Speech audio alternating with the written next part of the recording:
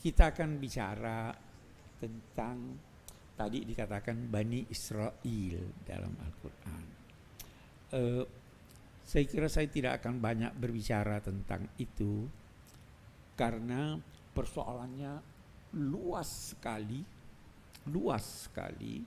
banyak sekali, waktu kita terbatas dan saya tidak ingin waktu yang terbatas ini hanya kita bicara soal Bani Israel dan situasinya sekarang. Jadi nanti biasanya saya tidak mulai uraian dengan menjelaskan satu tema. Saya langsung katakan siapa yang mau bertanya silahkan. Ya. Tapi kali ini gara-gara Israel kelihatannya ini menyerang sehingga oke, mari kita bahas sedikit tentang itu. Yang pertama, kita harus sadar bahwa Al-Quran ketika memilih suatu kata untuk menunjuk sesuatu itu sangat-sangat teliti, sehingga kata yang berulang itu, kata yang sama yang berulang itu hampir dapat dikatakan itulah maknanya sepanjang kata itu tertulis di dalam Al-Quran. Itu sebabnya, saya menyimpang nih. Saya ada menulis, saya tidak setuju pengajaran tafsir itu menjelaskan kandungan ayat. Saya enggak. Berapa lama sih satu semester Anda belajar tafsir? Berapa ayat? 30 ayat? Ya, 50. Tidak mungkin kalau mau 50. 10 semester berapa? 500 ayat. Ayat Al-Quran ada berapa? Apalagi biasa terulang itu. Kita belajar salat di tafsir, belajar lagi salat di fikih. Kita belajar zakat di tafsir, belajar lagi di fikih. Jadi itu cara pengajaran yang terlalu lama dan mubazir. Maka saya mengusulkan sejak masuk di UIN, sejak saya di Makassar, saya katakan yang kita ajarkan itu arti kosakata. Bagaimana Al-Quran menggunakan kata itu. Sehingga kalau Anda menemukan kata itu di tempat lain, Anda sudah paham, oh ini begini. Bagaimana Al-Quran menggunakan in, idza, law. Pahamilah. In itu untuk sesuatu yang jarang atau diragukan terjadinya. Idza itu sesuatu yang pasti. Idza jaa nasrullah itu pasti datang walaupun belum datang. In tansurullaha yansurkum, ragukanlah pembelaan Anda terhadap Allah. Jadi selalu merasa saya belum membela nih.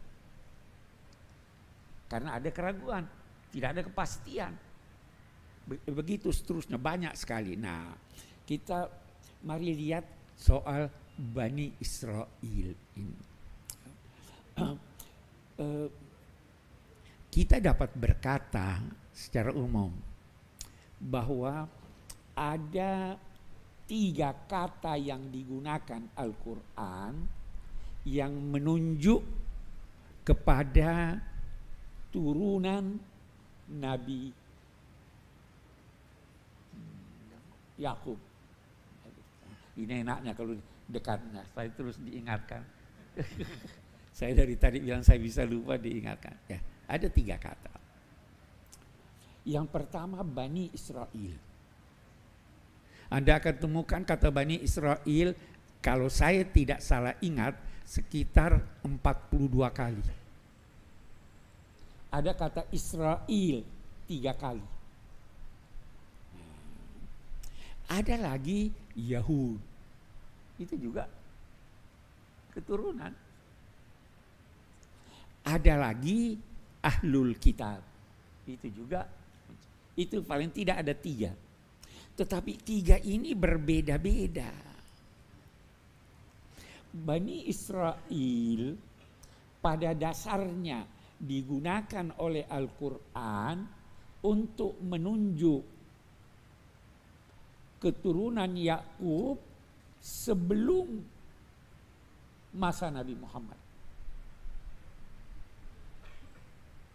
Jadi dia tidak menunjuk, itu pada dasarnya dia tidak menunjuk keturunan Yakub yang ada pada masa Nabi Muhammad.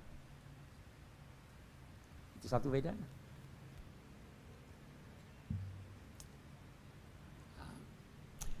Kalau Yahud, nah kita lihat ada kan Yahud ya.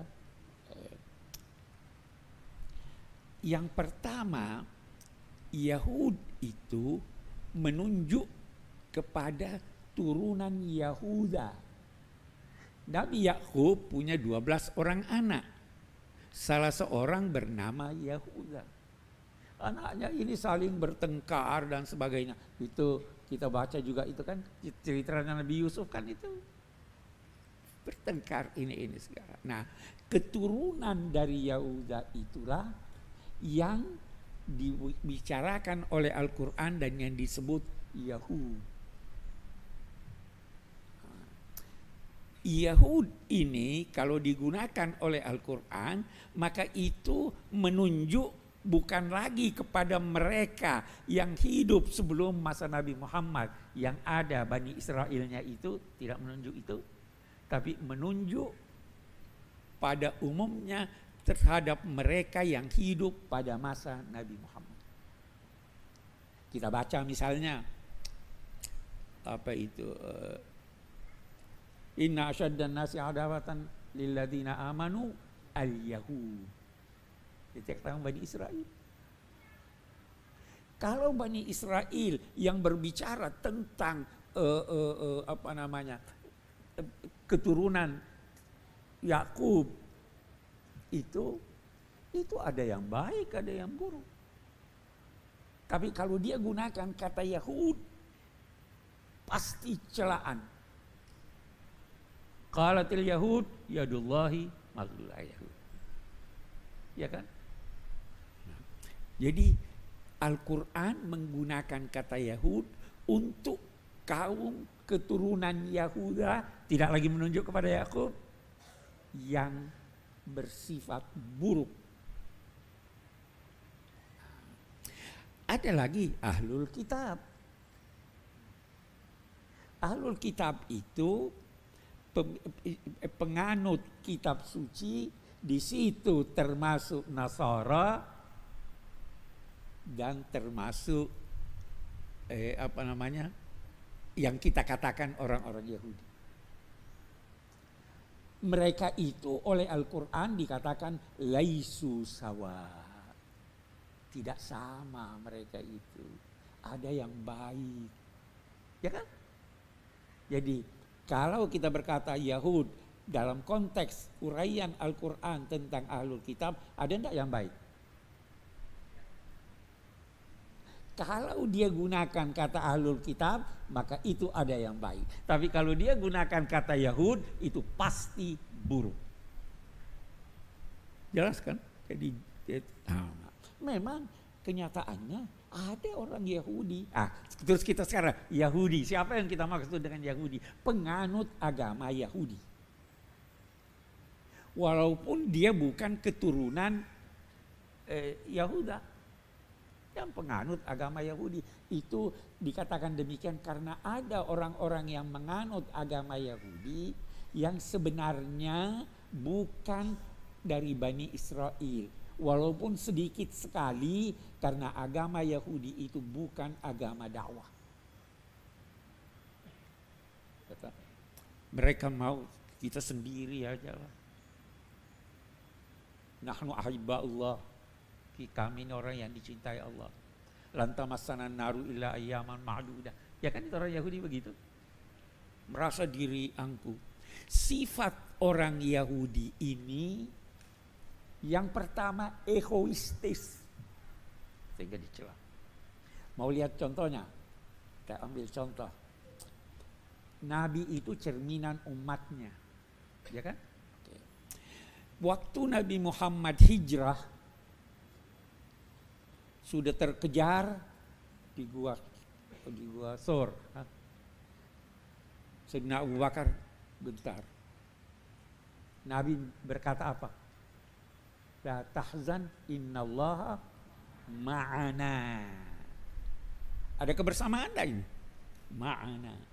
Waktu Nabi Musa hampir terkejar, apa katanya? Kalla inna ma'iya rabbi. Keakuan. Dan mereka sifatnya yang kedua sangat materialistis. Itu sebabnya Al-Quran kecam mereka. Sangat materialistis. Semua mau dilihat dengan nyata.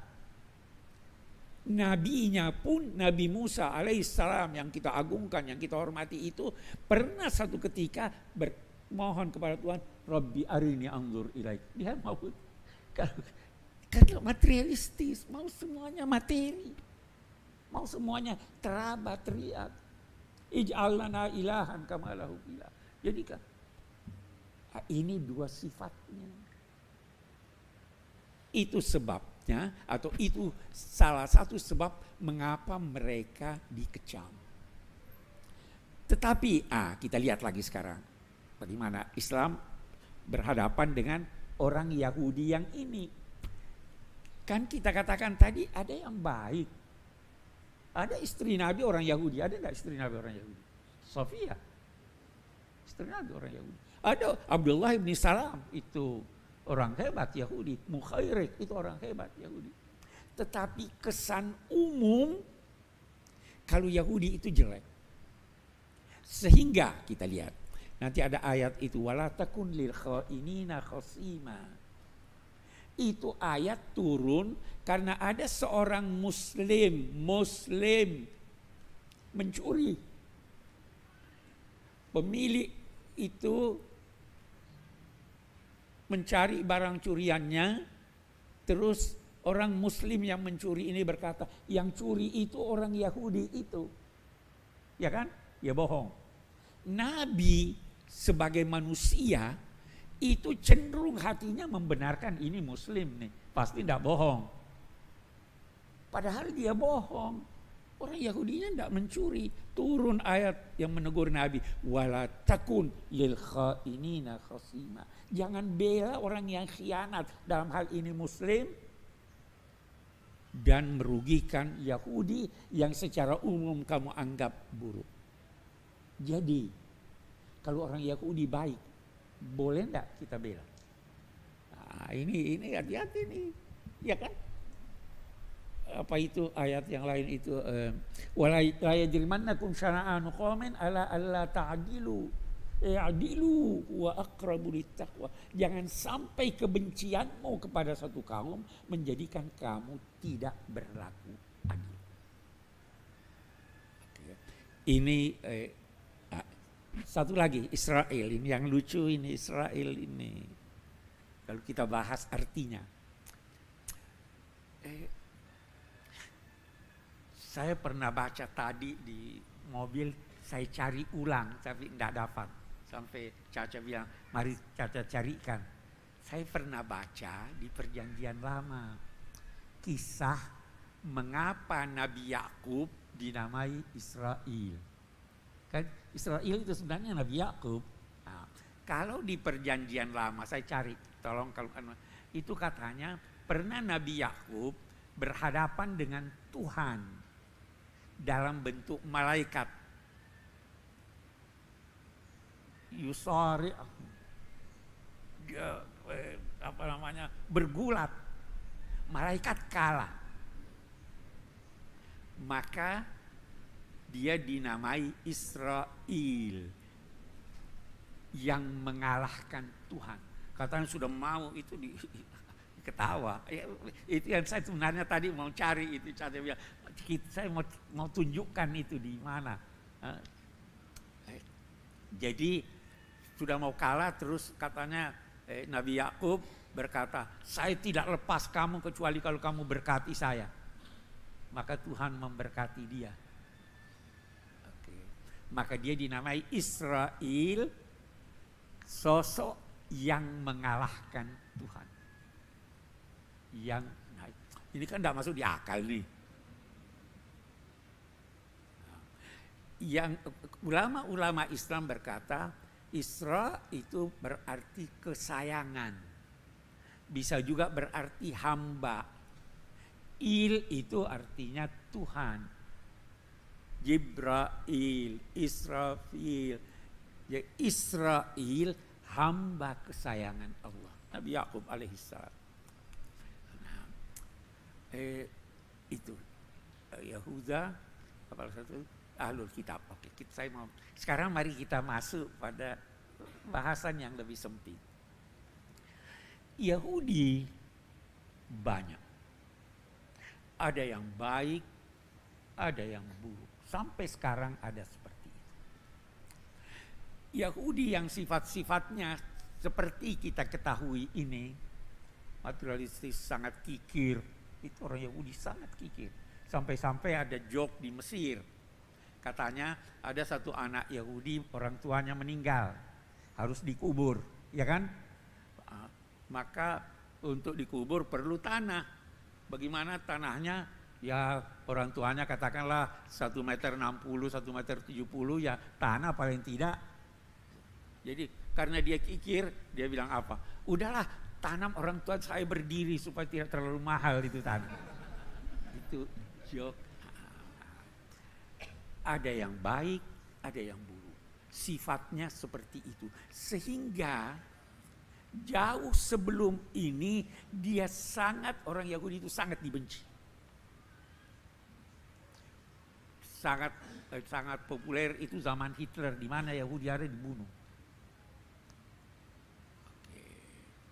Sehingga orang-orang Yahudi ini terpencar-pencar. Di Eropa ada ke Yunani, ada ke mana, ada ke Perancis, ada ke Inggris, ada ke Rusia.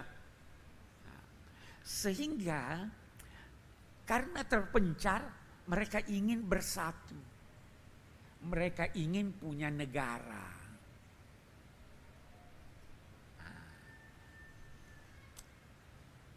Pada Perang Dunia Pertama,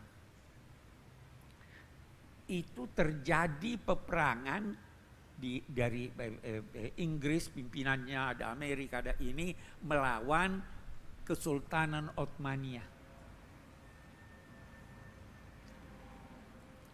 Ketika itu Menteri Luar Negeri Inggris berjanji bahwa kita akan memberikan orang-orang Yahudi suatu negara supaya mereka membina negara ini dan orang-orang Yahudi yang ada terpencar di mana-mana itu menyatu di sana.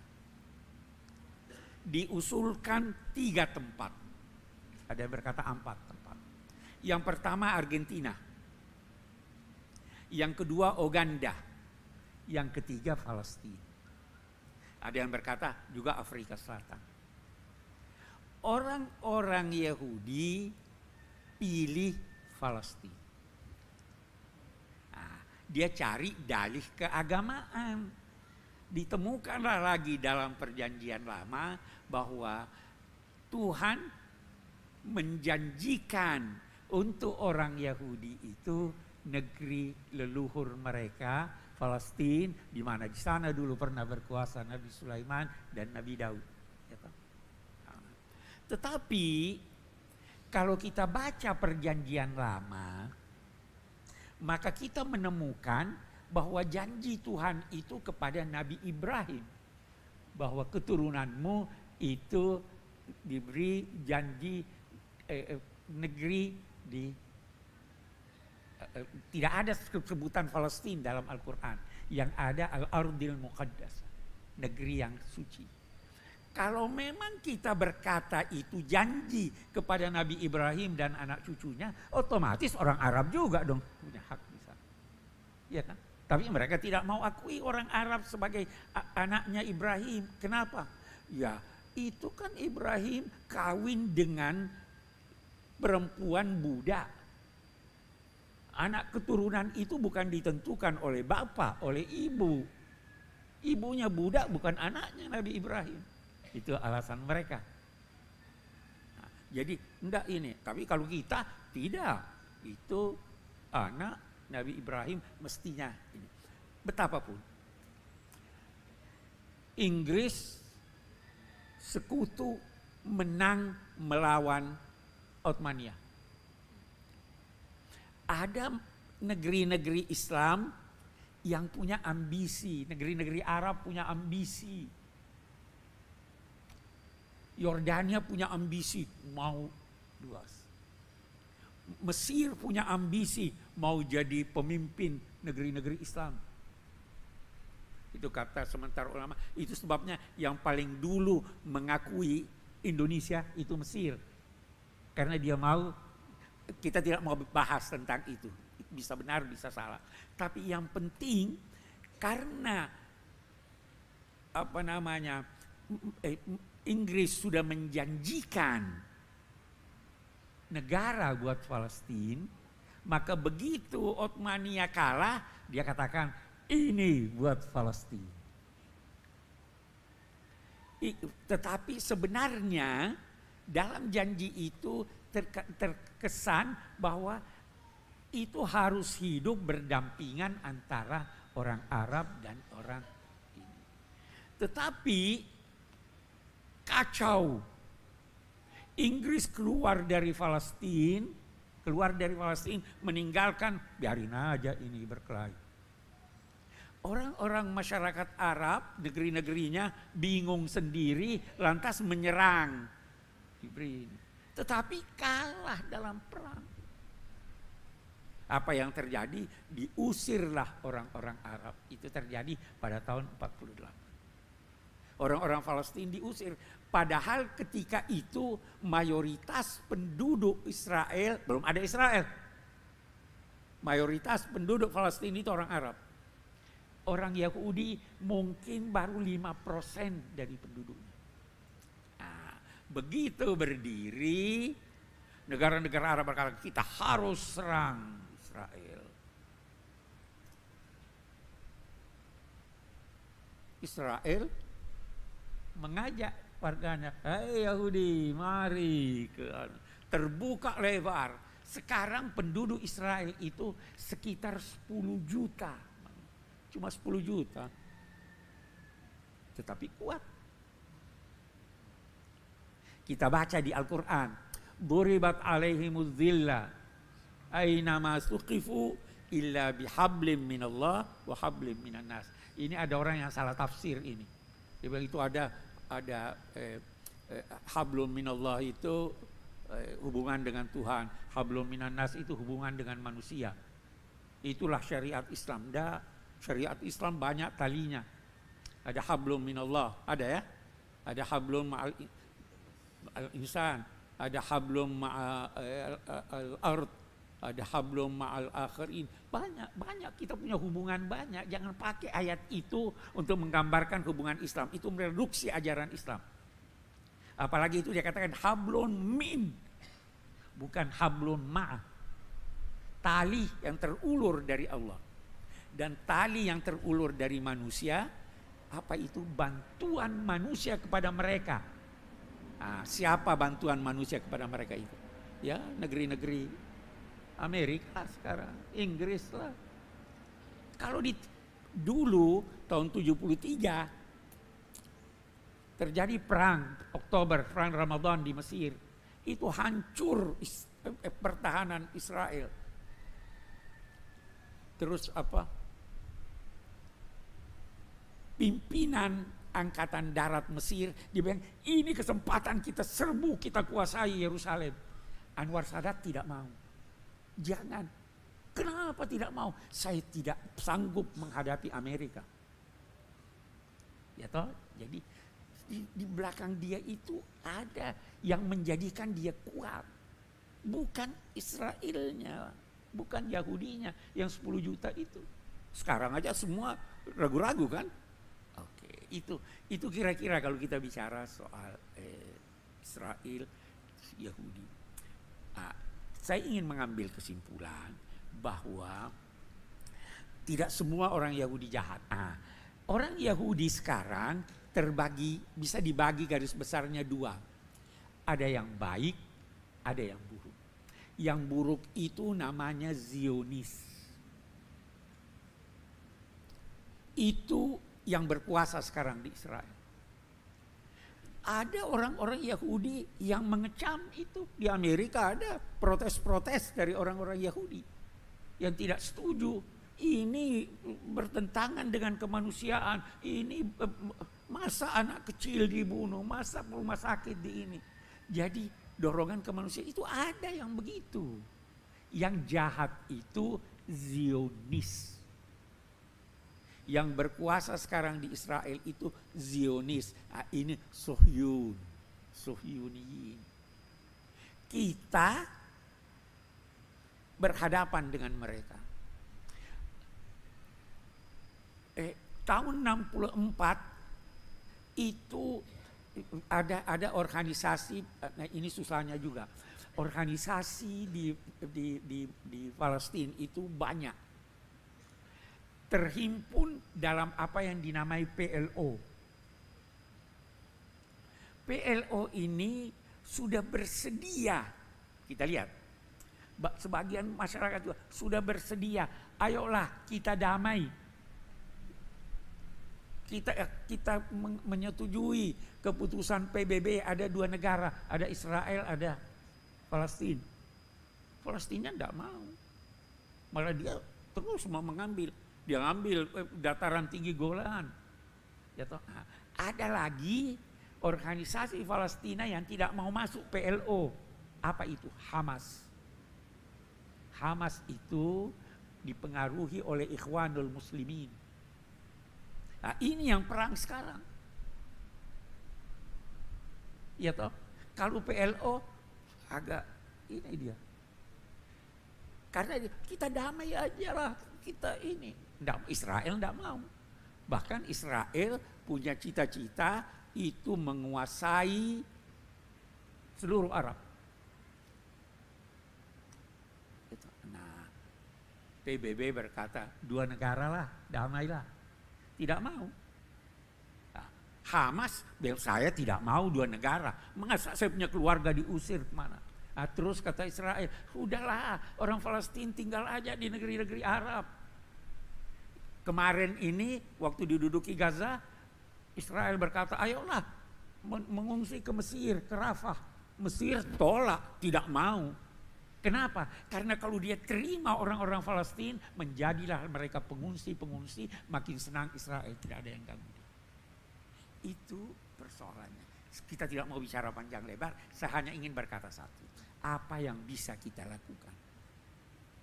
Mau ke sana bawa senjata? Tidak usah. Yang pertama, yang paling gampang kita doa, paling gampang. Sekarang ada anjuran boikot, ya kan? Oke.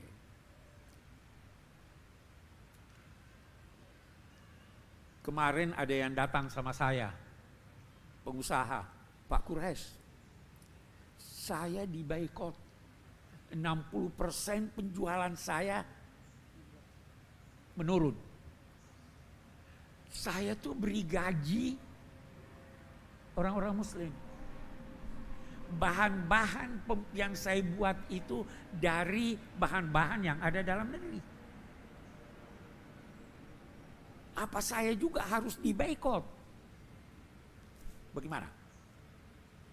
Ini kan problem.